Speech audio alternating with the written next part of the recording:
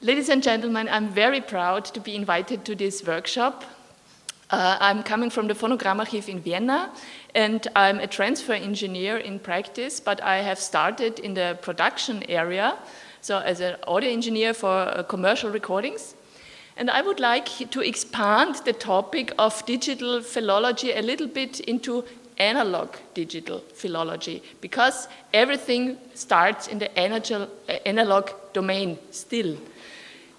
Most of the part, because there is born digital material also, certainly. But let's have a look. So, there are some recommendations available, like, for example, YASA TC04 and YASA TC03 and TC04, which are the standards recommended practices and strategies of the International Association of Sound and Audiovisual Archives Technical Committee. And I want to rely on this because I think they are quite a good guideline on how to proceed, but they cannot cover everything. And this is what I would like to outline within my presentation. So, as we have heard already, the task of sound archives are to the acquisition, documentation, providing access, and preservation of audiovisual materials. And the primary task is to preserve the information placed in the care of the collection. That does not urgently mean, or not necessarily mean, the carrier itself. It means only the information. This is a difference to museums, where the object itself is the interesting point. So the object has to be preserved, but we in the archival world are dealing with sound carriers. Audiovisual storage media are information carriers. They have information which is stored in various technical representation, and this is stored with the intention to be shared and disseminated. But sharing information means that everybody can receive the same level and same quality of information.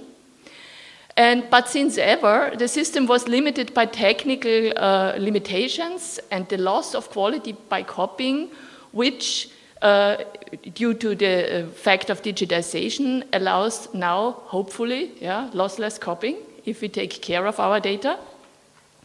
So the precondition to receive the same level and quality of information is that we need rules how to produce, copy, and disseminate audiovisual carriers. With a few exceptions, like, for example, still photographs, audiovisual storage media are machine-readable information carriers. I need a machine. I cannot look on a tape pack, and I cannot optically scan a tape pack. I will not retrieve the information of that. So even documents in perfect condition would be useless without the replay machine. And to match all this equipment involved, we need the development of technical standards. People have always been very creative in this. So there exists a wide variety of standards and standards and standards. Even in the European Union, the curvature of the cucumber has been standardized because people are very happy of being able to standardize, but this was annulled in 2009, so theoretically the curvature could now be not fitting exactly into a box in the supermarket. But unfortunately, human beings have forgotten to standardize the ear. There is one typo in Dickreiter's famous audio book, which says that the distance of the ear is 17.5 centimeters. So this is, I guess this is the only time where they somehow standardized something around the ear. But people unfortunately forgot to standardize the brain behind the ear, which is a very, very individual adaptive filter with great fascinating abilities. Audiovisual storage media are information carriers, and standards were developed to meet the needs of the professional world. The biggest part of audiovisual holdings worldwide has been produced with the intention to perform within the standards, uniform material. But there are exceptions why information on audiovisual carriers was produced without following the standards. For example, to produce material that exceeds this, for example, material that had been produced pre-standardization, or consumer recordings with low-cost equipment, they do not meet the standards. Field recordings, often they do not meet the standards because the situation does not allow alignment and whatever, performed under irregular circumstances by technically non-talented persons with unserviced machines, all the material we have in our archive. These are unintended exceptions, which means that it was never the intention of a researcher in the field to produce a bad signal or bad sounding tape. Yeah, it was the intention to capture the sound, but not to have a sound like this, because the azimuth was not correctly aligned. On the other side, we have exceptions why information on audiovisual carriers was produced without following the standards, because people wanted to exceed the standards. The standards were not good enough. I want to make it sound better. So in terms of technical quality, they improved on recording. Or there were artistic reasons. I will show you a very nice collection a little later. These are intended exceptions. So people wanted to manipulate the sound in a way that it is not within the standards. If you look at these two tapes, can you see a difference? Can you hear a difference? Is it an information carrier or is it a piece of art? How do I know this? So, what I criticize is that archives do not document what they are doing and what they are providing to public. If you browse around within the website of different portals, yeah, let's call it like this, or Europeana or wherever, you find a lot of examples, and these examples will stay, the archive must be aware that the examples that they publish will be the archetype of this culture and of this tradition for the rest of the lifetime of our society, I guess. Because if you can click on something in digital, yeah, you retrieve the sound immediately or within 10 seconds. And then you see, aha, this is the way like Khoisan language sound. Yeah? Okay, now I know Khoisan language. Now I browse to the next one. So this little part I'm presenting as an archive to the public is the most influential presentation of all the material you have. So this must be produced under the best possible and most accurate conditions. But the way the material is presented to the user is very often not traceable. Documentation, especially of digital restoration processes involved in the processing of data for the public, is lacking. Everyday commercial audio practice executes the rule, do as you like. Maybe do what we are able to, or will we end up like this famous restoration of a very motivated painter who could not stand that this fresco is deteriorating, and so she took the paint herself and made a non-professional restoration? Or would we even end up like this? So, again, the YASA technical specifications, and they give some recommendations, some basic ideas, and they are quite good. For example, one idea is to make an unmodified extraction of the entire document, the intended signal plus the unintended and undesired artifacts. What are unintended and undesired artifacts? I guess that in the field, no researcher wanted to record the bumps or the wind of the microphone. He or she wanted to record the music, the speech, the signal. But nevertheless, this is part of the audio and must be retrieved. But to remove this later should be done on a copy. Yeah?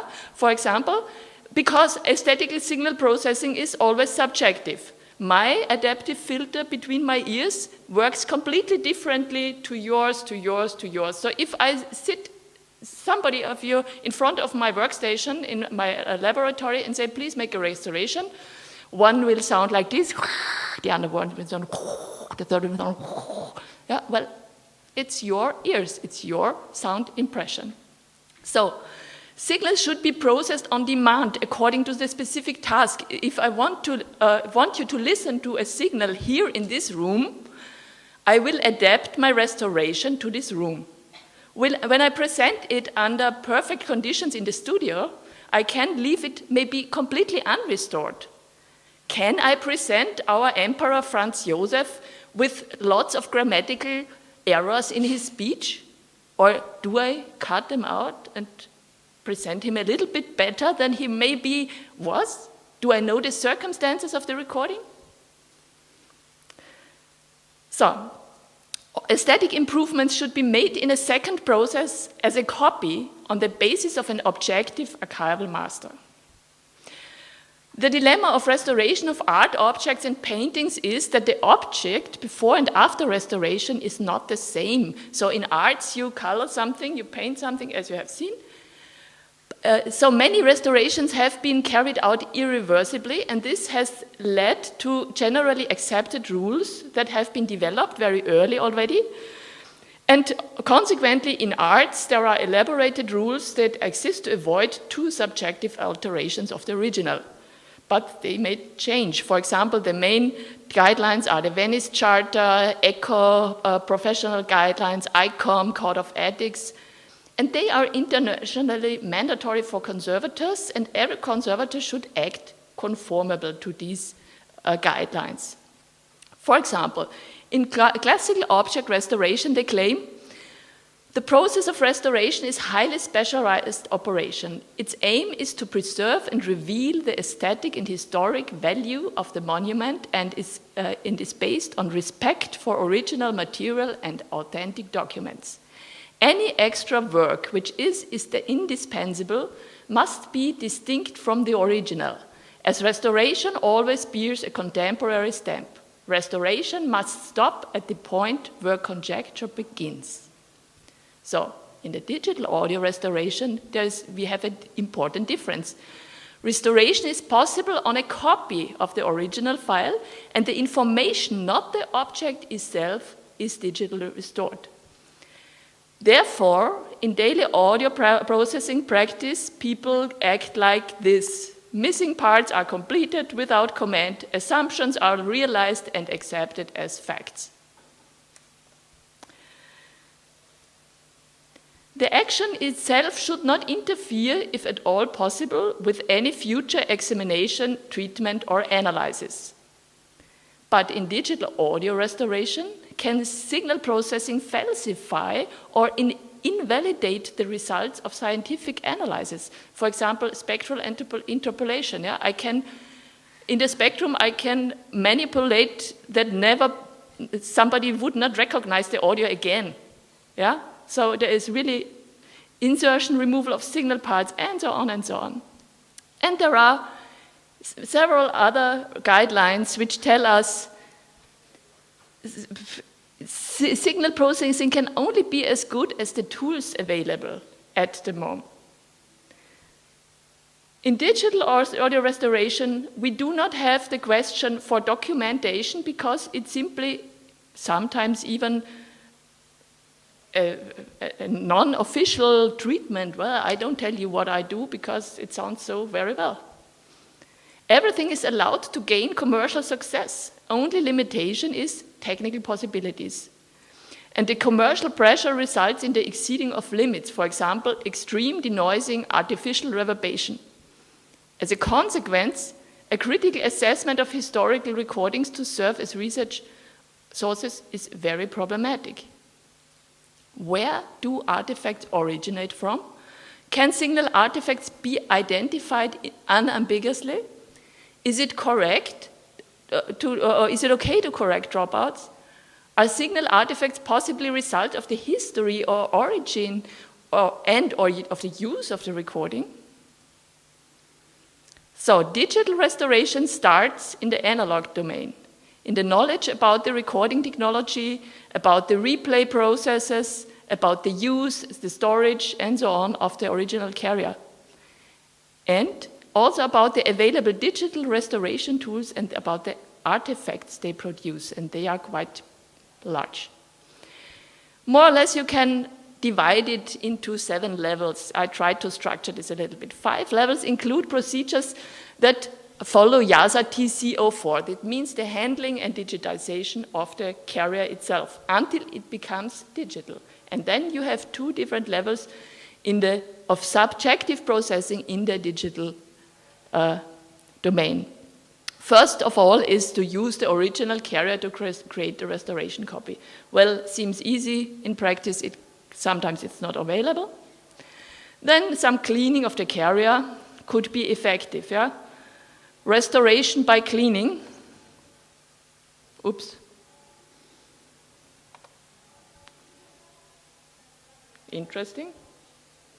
It's always talking about audio works better than listening to audio. Okay, there was an audio example which is not playing now at the moment. It's digital. Yeah, if it was on analog, I could make a picture, scan it, and okay. Then is a step which is not very well documented until now: physical or chemical carrier restoration. So there is a big difference between arts and audio. In arts, you say that restoration is distinct from related fields in that its primary aim is the preservation of cultural heritage as opposed to the creation of new object or maintaining or repairing objects in a functional sense. So, arts means that you should be able to watch the picture.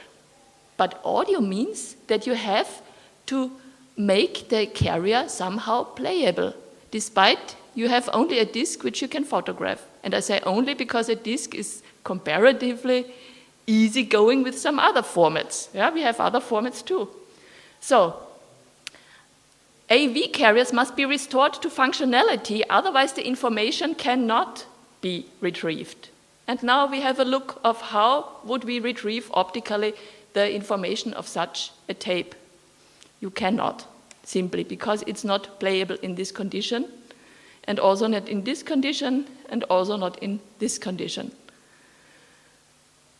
So, problems, it is possible, it takes a lot of time, yeah, and then it can make out this, or this.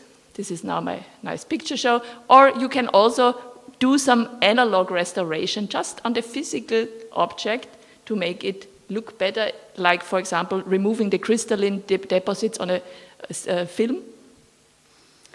And then you have to choose the replay machines, to adjust them, to compensate, and then you digitize.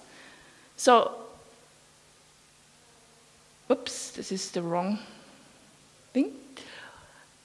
You adjust the replay machines to match the historic parameters. You compensate for possible misalignments of the recording devices, for example, the azimuth deviation, compensation of deviations in the cutting angle with this, and so on. And then you start to digitize.